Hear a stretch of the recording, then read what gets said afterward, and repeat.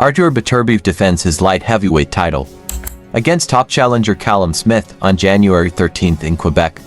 It's a bit of a strange locale for a fight between a Dagestan-born champ in Beterbiev and the Liverpool-based Smith, but fans should expect a nice one in this light heavyweight title bout. Beterbiev, almost 39, might be getting up there, but he still touts that 100% KO ratio, with a handful of nice wins that have him at the top of the division. Smith, however, is a one-speed former champ with size and skills who can't be overlooked. Who should we get behind in this 175-pound cha? Neither man's recent work is very voluminous. Beterbiev, with precious little time remaining in his prime, has fought 4 times since scoring his best win against Oleksandr Gvozdyk in October 2019. His last fight being an 8th-round KO over hard-hitting challenger Anthony Yarde in January of 2023. He will have been out for a year by the time he climbs into the ring for this bout. He might be okay in this situation due to the recent work of his opponent in this case. Smith had that big fight against CANELO in December 2020, dropping a decision but getting a nice payday and not disgracing himself.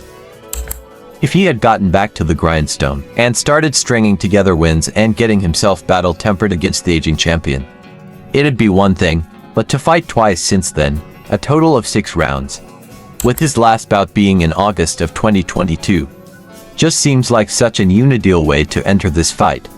And for the 6'3" Smith to come into this on the heels of a nearly 18-month layoff is just horrible. And for the 6'3" Smith to come into this on the heels of a nearly 18-month layoff is just horrible. If looking to not penalize him heavily for that, one could say he's a veteran with a large background, a good amateur career followed by a lengthy pro career. He comes from a great fighting family, and maybe he can overcome the inactivity with his innate skills and know-how. Smith is not without options in this fight. While he can fight on the inside well for a man as angular as he is, he does have considerable length advantages entering this bout. With 3 inches in height and about half a foot of reach, Smith has looked pretty lethal in his 2 fights at light heavyweight since losing to CANELO, scoring a pair of KOs, albeit at a lower level than this and spread out over the course of 3 years. It will only be his 3rd fight at light heavyweight, taking on a supreme 175-pounder, who has been at this weight for years and years. Smith might have an advantage in the fact that Beterbiev has been having things come easy. Not that he didn't beat any good fighters, but when a fighter is scoring costs in every fight, good fighters at or around his weight prefer to take a less demanding route to a world title. It's like the whole boxing world is waiting for Beterbiev to get old. And in the meanwhile, he hasn't been able to draw the best opponents. With Smith, Beterbiev will be facing one of his toughest opponents, a winning fighter of some renown, who hasn't shown any real glaring weakness like other more recent Beterbiev foes. Simply in the sense of trying to time the Beterbiev downturn, one can perhaps start justifying an underdog stance against the champion.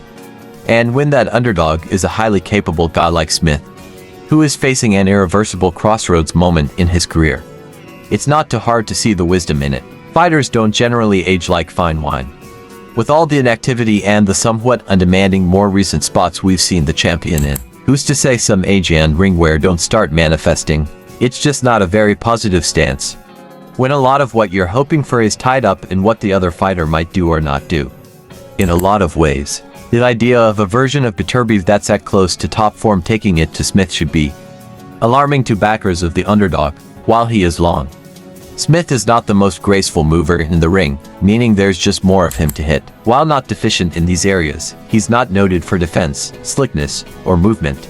He's not going to out-cute Beterbiev, and with Beterbiev having a vast top-level amateur career, in addition to all his other work, he himself is a very educated boxer and a veteran whose experience belies his relatively skimpy 19-0 pro mark. This is low-key a dangerous obstacle for the champion. His rise to the top consisted of wins over faded ex-champs. He scored some nice wins as champ, but his opponents always had some fatal flaw. Smith represents a higher grade, but when scanning the landscape for guys you'd consider picking against Beterbiev, you think of guys like Dmitry Bivol and maybe another guy or two, who represent that absolute peak of the mountain. I think Callum Smith is below that level, good at almost everything, without that one standout trait or collection of skills necessary to thrive at this level. I see him giving Beterbiev some problems.